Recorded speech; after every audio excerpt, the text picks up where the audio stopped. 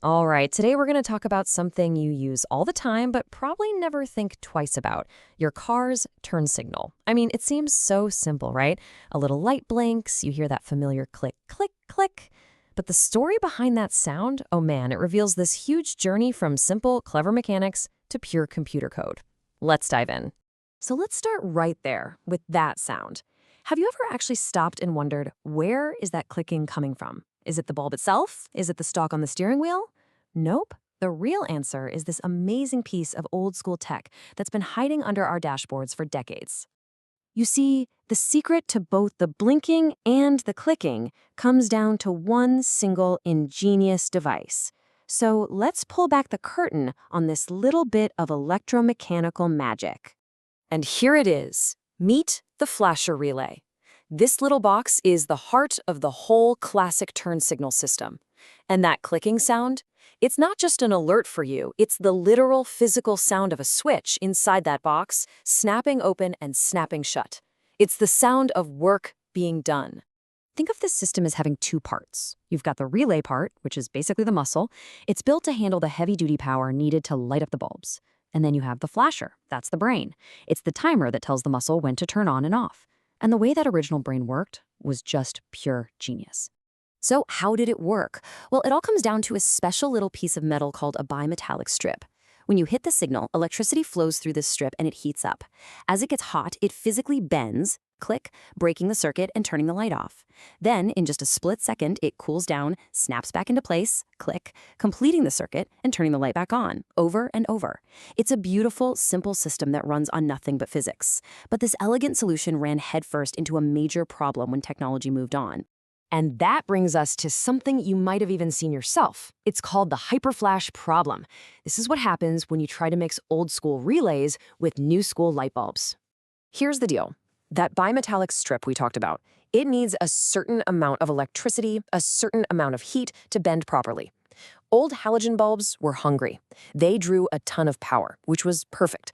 But modern LEDs, they're super efficient. They barely sip any power, which means they don't generate enough heat to make that strip bend the way it's supposed to. And the result is that super fast blinking, hyperflash. Now, the system was actually designed to do this on purpose as a warning to tell you, hey, a bulb burned out, because a dead bulb also causes a drop in current. So with LEDs, the system is just getting tricked into thinking a bulb is broken. And believe it or not, this little issue with the light bulb was actually a tiny symptom of a much, much bigger crisis brewing inside our cars. Yeah, we're not just talking about lights anymore. As cars got more and more advanced, the way we were wiring them became an absolute nightmare. Just think about it for a second.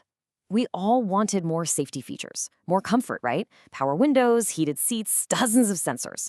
Well, in the old days, every single one of those features needed its own dedicated set of wires running from the switch to the component. Cars were becoming choked with these massive tangled webs of copper. It was heavy, unreliable, and a total pain to fix. So, automakers had to find a completely new way, a revolutionary approach, and they found it in a system that can run almost everything in the car on just two wires. It's called the Controller Area Network, or CAN bus for short, and you can just think of it as the car's digital nervous system. Instead of every part having its own dedicated wire, all the different electronic parts, the engine, the brakes, the windows, the lights, they all talk to each other over one shared network. And here is the truly incredible part.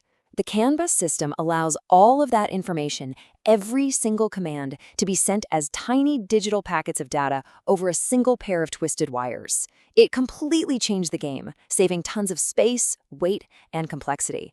So let's bring it back to our turn signal. How does this digital nervous system control a simple light bulb? Well, it means the lights themselves had to get a whole lot smarter. See, in a modern canvas car, that old-school flasher relay is gone. Instead, there's a central computer that just sends out digital commands onto that two-wire network. And at each corner of the car, there's a tiny, smart module that's just listening for commands that are meant for it. So check out how it works now. You flip the switch. That action doesn't send power to a light. It sends a digital signal to the central computer. That computer then creates a tiny data packet, like a little email that says, "Turn on the left front signal," and broadcast it on the network. The little smart module at that specific light sees the message, recognizes it, and then it flips its own little power switch to turn the light on. The blinking isn't mechanical anymore, it's just software.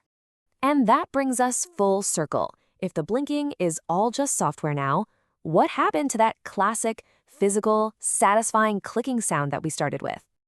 Well, in most modern cars, all of these functions are handled by one big computer called the Body Control Module, or BCM. It's the digital boss of all the things like lights, windows, and door locks. And because it's all solid state, all computer chips, there's simply no mechanical relay left to make a sound. It's silent. And here it is, the final twist in the story. That clicking sound you hear in a brand new car, it's often completely fake. That's right, car makers knew that we drivers are used to that sound, that we rely on it. So they literally programmed the car's audio system to play a sound file of a clicking relay through your speakers. It's the ghost of a technology that doesn't even exist in the car anymore. So, in the end, the simple turn signal click transformed from a physical thing into just a piece of data. And it really makes you wonder, doesn't it? What other parts of your car that feel real and mechanical, the rumble of the engine, the feel of the steering, what if they're also just carefully crafted computer simulations? Something to think about the next time you signal a turn.